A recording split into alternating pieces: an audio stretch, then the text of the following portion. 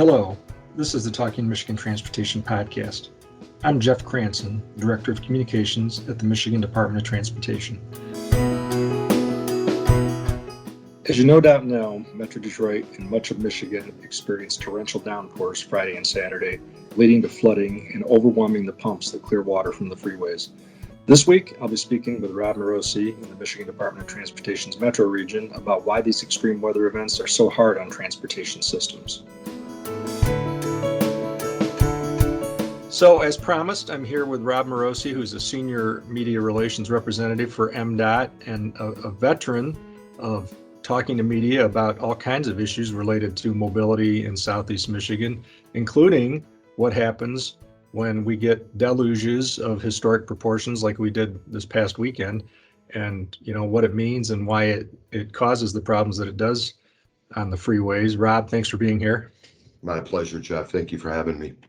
So talk a little bit first before we get into some of the creative things that MDOT is doing to look ahead about what you've seen with these issues over the years and the kind of unique nature of recessed freeways in Metro Detroit that we really don't have a lot of in the rest of the state. Yeah, I think that really kind of sets Metro apart from the remainder of the state in terms of being able to manage these rain events that just really are catastrophic to a certain degree. I mean, they really are. We're not just talking about the inconvenience of a flooded freeway and a closed freeway and people needing to get to work or point A to point B and commercial travel being affected. We're really talking about people's lives being affected in local communities. And we have been working with local communities throughout the design of our large freeway projects.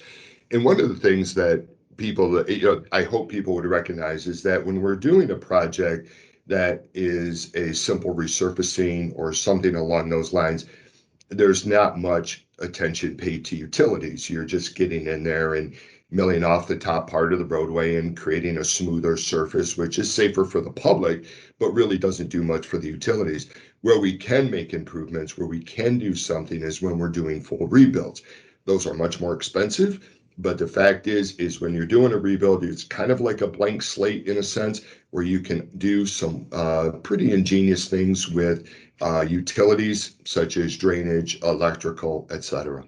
Well, so before we get into that and some specifics, just talk about the historic proportion of these events. I mean, in 2014, we had one similarly that shut down freeways, caused major floodings, overwhelmed the pumps, the power to the pumps, the ability to get water out to the outlets, the swollen creeks and swollen rivers that can only take so much water so quickly.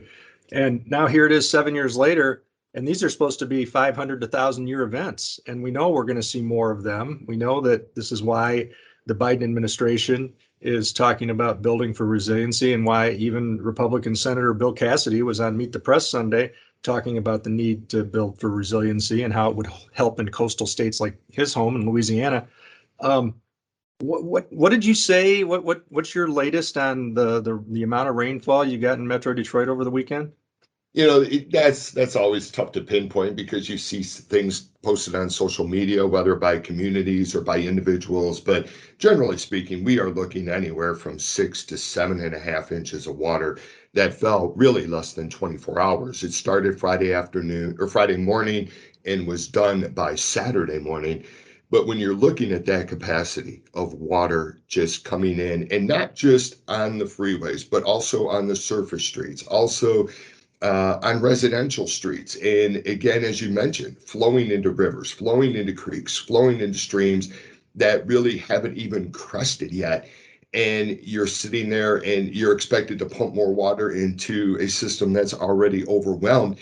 It's just not going to work. So there comes a point when we're reaching these catastrophic events more frequently.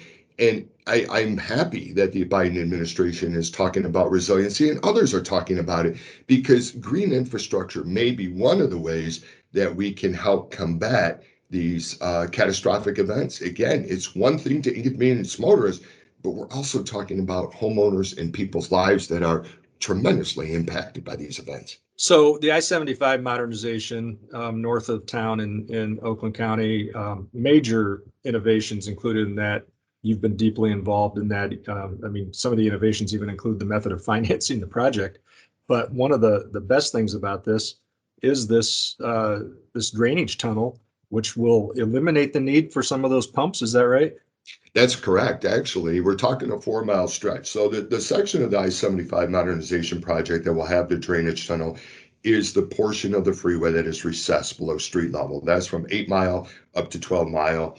And we are building this drainage tunnel that for all intents and purposes, has the capacity to hold catastrophic rain events and then discharge at a reduced rate.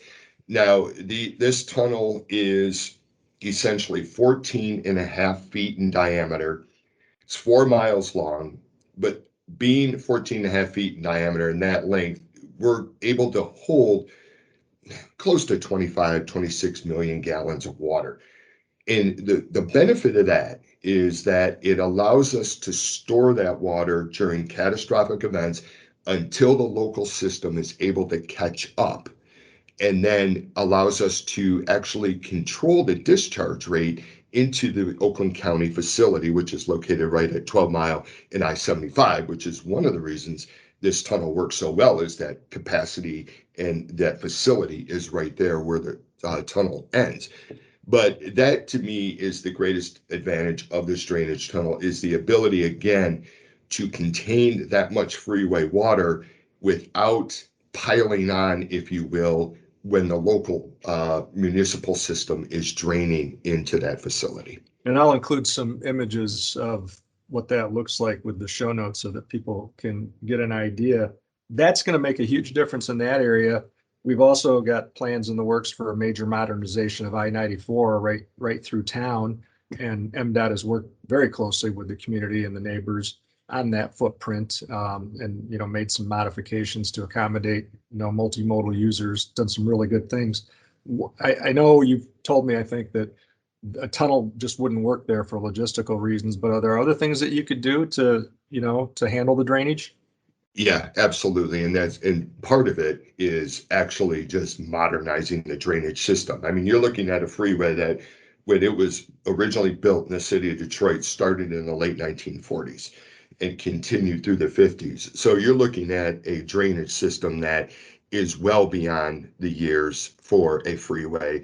It's really beyond its useful life. So the ability to not only replace it, but to put in some what we would consider cutting edge type of systems, which really revolves around green infrastructure.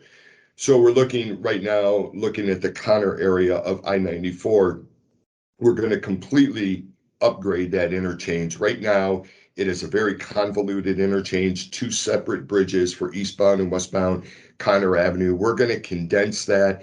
The loop ramps will be replaced with straight line ramps. So we're going to open up in that area quite a bit of green space. So right now we're working with Eagle, Great Lakes Water Authority, Detroit Water and Sewage, the city itself, to look at creating more green infrastructure that would allow for some of the discharge to take place and to drain naturally and not compromise the local community system. So those are some of the things that we're looking at. Unfortunately, we did look at the potential for a tunnel on 94, and as you mentioned, the logistics just weren't there.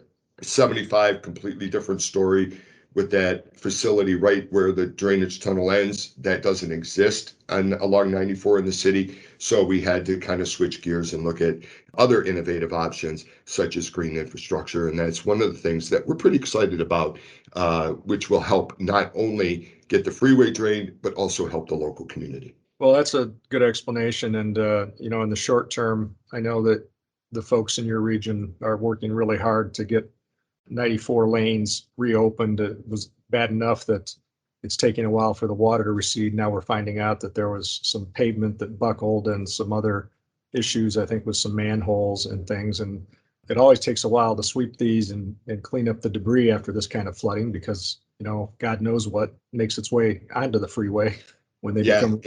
Sorry to interrupt, but one of the things that people also need to keep in mind is we have to remove probably enough vehicles to fill half a car lot. A lot of stranded vehicles that were underwater that need to be towed out, and as you mentioned, all the sweeping, and then the real inspection comes in when all the water recedes. So it's a process, but I hope people know that we are really focused on doing everything in our power to open 94 as soon as possible, but more importantly, to open it safely. Open it safely and address the immediate problem, even while you keep an eye on the longer term problem and what the solutions are. So thanks. Thank you to you and Diane Cross, the media relations representative down there, who I know has been busy all weekend talking to media, and I appreciate what you guys are doing. Thank you. Thank you again for listening to this week's edition of the Talking Michigan Transportation Podcast. I would like to thank Randy Dubler and Corey Peaty for engineering this week's podcast. To subscribe to show notes and more, go to Apple Podcasts and search for Talking Michigan Transportation.